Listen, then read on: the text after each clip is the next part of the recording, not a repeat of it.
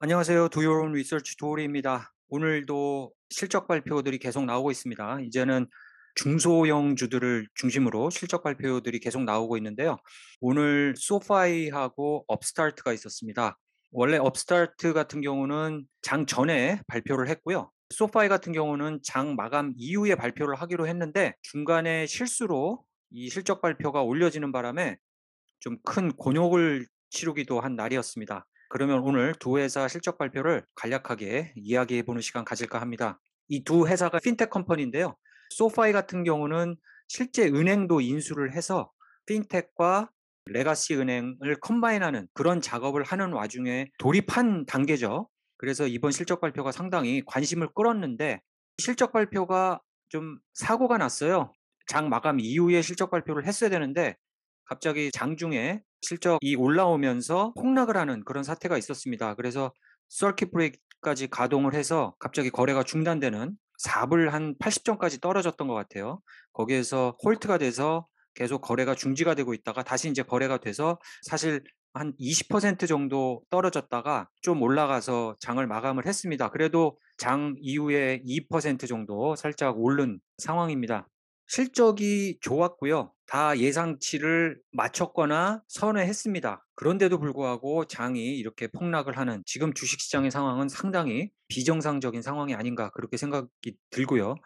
그리고 올해 실적을 약간 상향 조정하는 그런 것까지 나왔는데도 불구하고 오늘 이렇게 떨어졌다는 것은 시장이 진짜로 비정상적이고 솔직히 앞으로 4차 산업혁명을 주도하는 기술주들을 중심으로 특히 개미들이 많이 투자한 주식을 중심으로 어떤 큰 세력의 공격이 진행되고 있는 게 아닌가 싶을 정도까지 들 만큼 비정상적으로 주식 시장이 움직이고 있는 듯합니다. 만약에 이런 지금의 실적을 작년이라든가 2020년에 이렇게 발표를 했으면요. 한 30%, 40% 이렇게 폭등을 하는 그런 상황이었을 거예요. 그런데 지금은 이런 좋은 실적 발표가 오히려 반대로 작용하는 그런 상황을 낳고 있습니다. 아무래도 리세션과 이자율 인상에 대한 두려움일까요? 그래서 이렇게 더 과민 반응을 하는 것인지 정말로 모르겠습니다. 말씀드렸듯이 홀트가 됐었어요. 4불 85전까지 내려갔다가 거래 중지가 된 이후에 다시 거래가 재개가 돼서 다시 쭉 올라갔다가 다시 미끄러져 내려온 상황인데요. 이것 때문에 상당히 좀 타격이 있었던 것 같아요. 실수로 실적 발표를 올렸다가 다시 내렸다가 다시 올리는 그런 과오 때문에 크게 흔들렸던 것 같습니다. 그럼 한번 간단하게 보시겠습니다. 2022년도 1분기와 2021년도 1분기 두 개를 놓고 봤을 때 상당히 크게 매출이 증가를 한 것을 볼 수가 있고요. 넷로스라는 것은 실질적으로 손해를 뜻합니다. 손해도 많이 줄었습니다. 7,700만 불 이상 손해를 줄였고요. 아쉬운 것은 아직도 소파이가 1억 1천만 달러의 손실을 이번 분기에도 냈다라는 것. 괜찮은 많이 발전된 실적 발표를 들고 나왔음에도 불구하고 실망스러운 주가가 형성이 됐는데요. 멤버도 꾸준히 큰 폭으로 계속 증가를 하고 있고요. 프로덕도 꾸준히 큰 폭으로 증가를 하고 있는 상황입니다. 금융 상품을 얘기를 하는 거죠.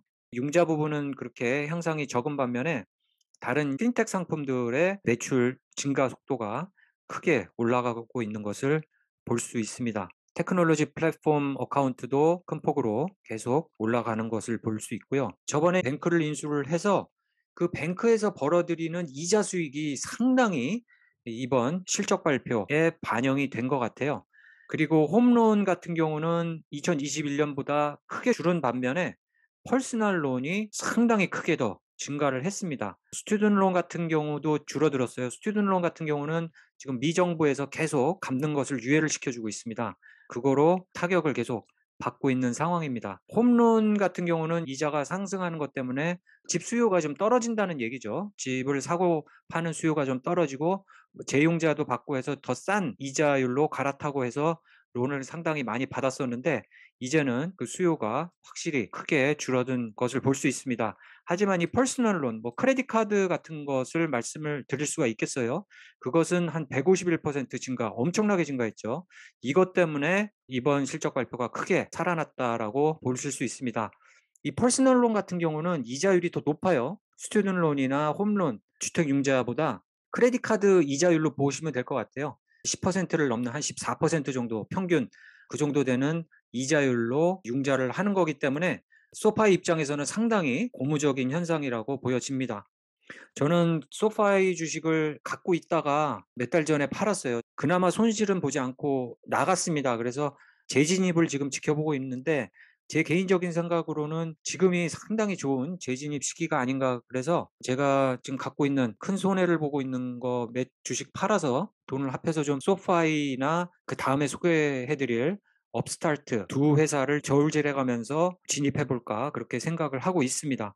다음은 업스타트라는 회사입니다. AI를 이용한 융자를 도와주는 회사예요. 미국 같은 경우는 이제 크레딧 스코어라 그래 갖고 파이코 스코어라고 말하죠. 700점, 800점 이것을 보고 융자 퍼센티지를 잡는데요. 금융 상품을 파는데 한계가 있다 해서 업스타트는 AI를 돌려서 금융기관 쪽에서는 얼마나 더 많은 고객을 찾을 수 있는 그런 플랫폼을 제공하는 회사가 업스타트라는 회사입니다.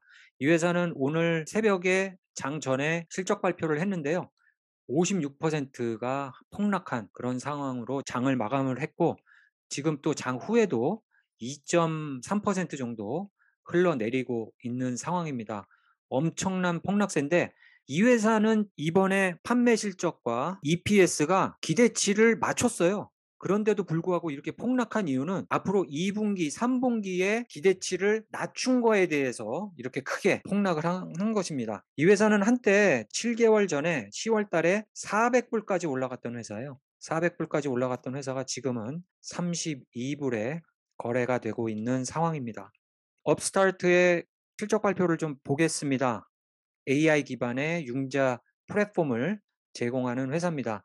엄청난 판매가 늘고 있죠. 2022년 1분기에는 살짝 성장 속도가 떨어졌고 앞으로도 이 성장 속도가 떨어진다는 것 때문에 오늘 크게 폭락을 했는데 이 회사는 손실이 없고 수익이 나는 회사입니다. 소파이는 작년에 스펙으로 상장을 했고요.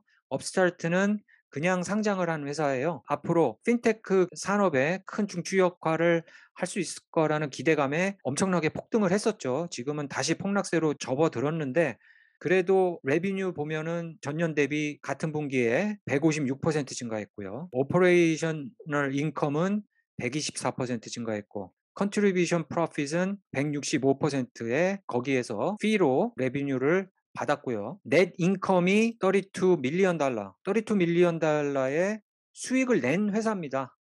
그 수익도 224%나 증가했어요. 그리고 모든 것이 지금 장밋빛인데도 불구하고 앞으로 그 장밋빛의 성장세가 조금은 둔화될 것이다라는 그런 회사의 전망 때문에 오늘 큰 폭으로 폭락한 상황을 맞이했습니다. 뱅크와 크레딧 유니언 파트너 회사들에게 제공하는 AI 플랫폼의 이 파트너 수도 급격하게 증가를 하고 있고요. 딜러라든가 이런 자동차 회사도 크레딧을 돌리지 않습니까? 크레딧 돌리는 플랫폼을 파는 그런 뱅크 이외, 금융기관 이외의 다른 회사들에게 제공을 하는 그것도 계속 큰 폭으로 증가를 하고 있습니다. 여러분들 요즘 주식시장이 제 생각은 좀 그렇습니다. 뉴머니와 올드머니의 어떤 싸움이 아닌가. 2020년도에 갑자기 엄청난 자금들이 주식시장에 들어오면서 붐을 이루다가 지금은 엄청난 양의 올드머니가 빠져나가고 있는 상황이 아닌가. 이 올드머니라는 것은 다르게 말씀드리면 기관이 투자를 하는데요. 펜션머니가 있을 수 있겠고 그것은 은퇴할 사람들이 투자한 그런 돈을 관리를 해주지 않습니까? 뭐 펜션이 있고 401k가 있고 개인 투자가 있고 근데 이 나이 든 사람들은 오랫동안 투자를 해왔기 때문에 이 사람들이 투자한 양이 이 주식시장에 어마어마하죠. 근데 이 기관이 운영하고 있는 투자 자금들이 대부분이 나이 많은 사람들이 오랫동안 부어온 노후연금, 은퇴를 위해서 모아둔 돈을 운영하는 투자 기관들이 많습니다. 그런 투자 기관들은 사실 4차 산업이고 미래 산업이고 그런 거 신경 쓸 겨를이 없어요. 이 사람들의 자금을 지켜야 되기 때문에 일단 이 사람들의 자금을 지키기 위해서는 지금 상황의 주식시장에다가 투자금을 그냥 묻어두고 있기가 상당히 불안합니다. 왜냐하면 이 사람들은 조금 있으면 은퇴해 갖고 돈을 회수를 하기 때문에 그 회수를 대비해서 그 돈들을 지켜야 되거든요. 그래서 지금 베이비 부머 세대들이 어마어마하게 이제 앞으로 은퇴를 하고요. 점점 노후 시대가 되면서 그 사람들이 투자한 투자 자금이 어마어마하지 않습니까?